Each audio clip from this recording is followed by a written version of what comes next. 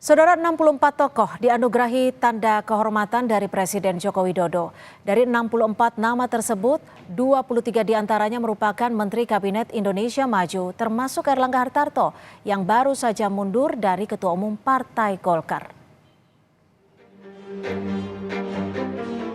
Di tengah isu reshuffle Kabinet Indonesia Maju dan mundurnya Ketua Umum Partai Golkar, Presiden Joko Widodo menganugerahi tanda jasa dan tanda kehormatan kepada 64 tokoh. 23 orang diantaranya merupakan menteri di kabinet yang ia pimpin. Erlangga Hartarto yang baru saja mundur sebagai Ketua Umum Partai Golkar mendapatkan anugerah Bintang Republik Indonesia Utama. Sementara Surya Paloh yang merupakan Ketua Umum Partai Nasdem mendapatkan medali kepeloporan. Ada pula Menteri Investasi Bahlil Lahadalia dan Menteri ESDM Arifin Tasrif, Menteri Perindustrian Agus Gumiwang Kartasasmita yang mendapatkan Bintang Mahaputra Adi Pradana. Anugerah Tanda Kehormatan RI kepada 64 tokoh ini bersamaan dengan isu reshuffle kabinet yang mengemuka sejak beberapa pekan terakhir. Bahkan, isu ini semakin menguat sejak mundurnya Erlangga Hartarto dari posisi Ketua Umum Partai Golkar. Beredar rumor ada 4 menteri yang bakal terkena reshuffle, yakni Menteri Hukum dan HAM Yasona Laoly, Menteri Lingkungan Hidup dan Kehutanan Siti Nurbaya Bakar, Menteri Energi dan Sumber Daya Mineral Arifin Tasrif, dan Menteri Investasi Bahlil Lahadalia. Dari 4 nama tersebut diisukan akan ada yang diganti dan ada yang digeser posisinya. Menanggapi isu reshuffle terhadap Menteri LHK Siti Nurbaya Bakar yang merupakan kader Partai Nasdem, Surya Paloh bilang jika Presiden memiliki hak prerogatif untuk melakukan reshuffle kabinet. Presiden mempunyai hak prerogatif untuk itu.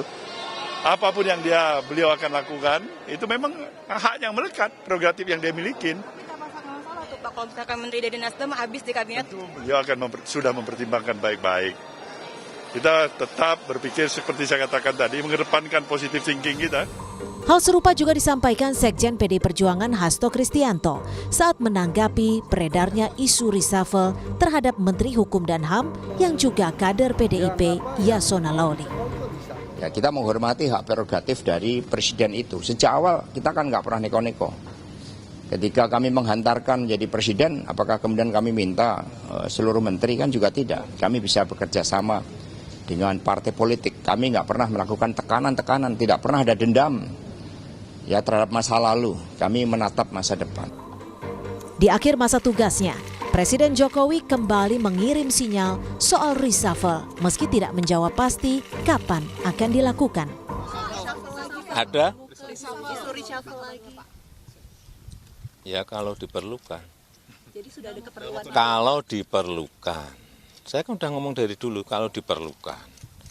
Saya masih punya hak prerogatif itu. Saat ini diperlukan. Sinyal reshuffle atau penggantian menteri di Kabinet Indonesia Maju menguat kembali setelah dinamika politik Pilkada serentak 2024. Padahal masa pemerintahan Jokowi hanya tersisa 2 bulan lagi yang akan berakhir pada 20 Oktober 2024. Tim Liputan Kompas TV. Di tengah kabar rencana penambahan anggota Koalisi Indonesia Maju, Ketua Umum Nasdem Surya Paloh menemui Prabowo Subianto di Kertanegara sore ini. Paloh tiba di kediaman Prabowo setengah 5 sore. Ini adalah pertemuan Paloh dan Prabowo kedua kalinya setelah kontestasi Pilpres. Informasi yang kami dapatkan tak hanya Ketua Umum Nasdem yang bertemu Prabowo Subianto hari ini. 2 parpol di luar Koalisi Indonesia Maju juga akan bertemu Prabowo di kediamannya.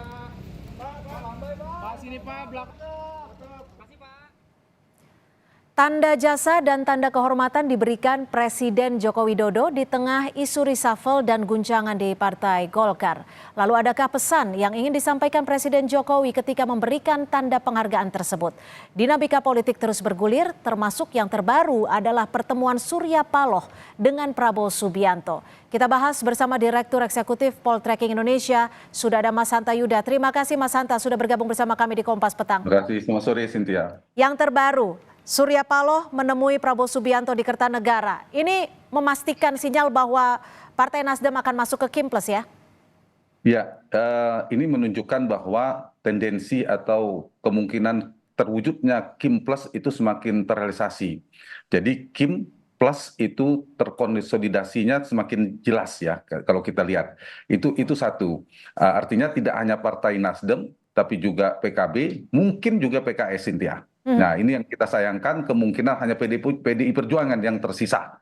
Nah, karena ini efek yang kedua, indikasi yang kedua, karena kalau Kim Plus semakin terkonsolidasi solid, maka kemungkinan Anies akan melaju di Pilkada Jakarta semakin sulit. Jadi peluang Anies semakin terancam. Kalau mereka makin sulit, nanti efeknya ke Jakarta karena PD Perjuangan tidak cukup. Yang kedua, saya kira ini juga bisa dilihat sebagai ini ya, efek partai kalau bicara teknis pasti mereka mengatakan ingin mengundang pembukaan kongres, dan sebagainya. Partai juga punya keperluan nih. Karena kekuasaan sedang dipegang oleh Pak Jokowi dan Pak Prabowo, maka ada suksesi partai. Mereka harus mengamankan posisi partai agar tidak diganggu posisi politiknya. Kita tahu Nasdem juga akan melakukan kongres, PKB muktamar dan sebagainya. Nah, Golkar munas. Artinya mereka harus memastikan juga proses itu juga harus berjalan dengan baik. Itu kompromi ke pemerintah. Yang menarik juga Mas Hanta adalah tanda kehormatan yang baru diberikan kemarin, tapi justru dilakukan di tengah-tengah isu reshuffle, di tengah guncangan di Partai Golkar. Menurut Anda dari komunikasi ataupun bahasa politik ada tidak sih pesan yang sebenarnya ingin disampaikan Presiden Jokowi? Kalau tersurat ini tidak ada yang aneh, karena tanda kehormatan itu setiap tahun diberikan jelang kemerdekaan oleh seorang kepala negara, presiden sebagai kepala negara. Tuh juga ini saya kira juga nama-nama yang disebutkan pasti ada alasan sudah penilaian. Namun yang menarik agak menjadi catatan kita tentunya nama-nama yang disebutkan. Ada beberapa nama yang menarik, beberapa menteri PD Perjuangan, kemudian ada Andika Prakasa, ada Pak Surya Paloh, ada Pak Erlangga Hartarto. Kalau dikatakan karena mereka menteri, tapi kan tidak semua menteri. Kalau dikatakan mereka mantan Panglima TNI, tetapi semua Panglima TNI dapatkan ini. Karena itu saya membaca ini tersiratnya ada semacam politik akomodatif, politik untuk menghibur kembali beberapa ada terpaan politik, ada benturan politik misalnya dengan Pak Surya Paloh sebelumnya, kemudian ada belakangan Pak Erlangga di Golkar yang dikait-kaitkan. Nah, ada semacam politik akomodatif yang bisa kita baca dari yang dilakukan oleh Pak Jokowi. Satu, Jokowi ingin menunjukkan, membangun citra kepada publik bahwa beliau seorang negarawan. Ada kepentingan di atas kepentingan politik. Ini citra yang dibangun ya sebagai kepala negara. Ada proses untuk menunjukkan di akhir pemerintahannya ingin merangkul semuanya. Yang kedua, ini juga saya kira menjadi catatan berupaya untuk menjaga kondusivitas soal politik yang cukup panas, terutama hubungan dengan PDI Perjuangan. Nah, sepertinya Pak Jokowi ingin soft landing di akhir pemerintahannya, ingin menjaga kondusivitas itu atau stabilitas politik itu. Dan terakhir satu lagi, saya kira Jokowi dan para politisi ini sedang menjalankan semacam melihatkan kepada publik bahwa hubungan Jokowi dan partai dengan Pak Erlangga bagus, dengan Pak Surya Paloh bagus. Artinya para tokoh ini sedang melakukan peran semacam berpolitik di tempat dan waktu yang tepat sepertinya. Mas Hanta, jika Anda tadi menyebut akomodatis dan juga ada upaya untuk menghibur, apakah ini artinya jika flashback ke belakang bahwa memang ada bisa dikatakan campur tangan terhadap apa yang terjadi di tubuh Partai Golkar? Iya, kalau dinamika di Golkar, Cynthia, kita tidak bisa memisahkan. Dinamika di Golkar itu ada dua faktor yang berkelindan, faktor internal dan eksternal. Kadangkala faktor eksternal jauh lebih determinan ketimbang faktor internal. Faktor internal biasanya ada dinamika turbulensi, faksi atau faksionalisme di internal Golkar itu disebabkan karena pertumbukan faksi.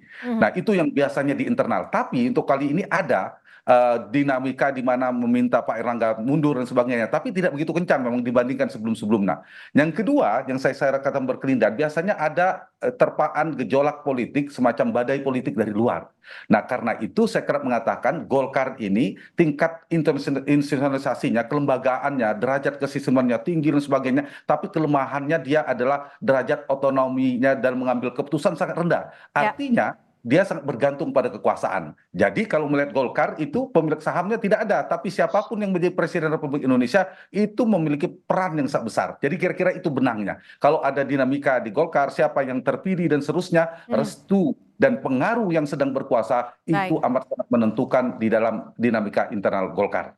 Baik, terima kasih Mas Hanta Yuda, Sama-sama, Direktur Cynthia. Eksekutif Poltreking sudah bergabung bersama kami di Kompas Petang. Selamat sore.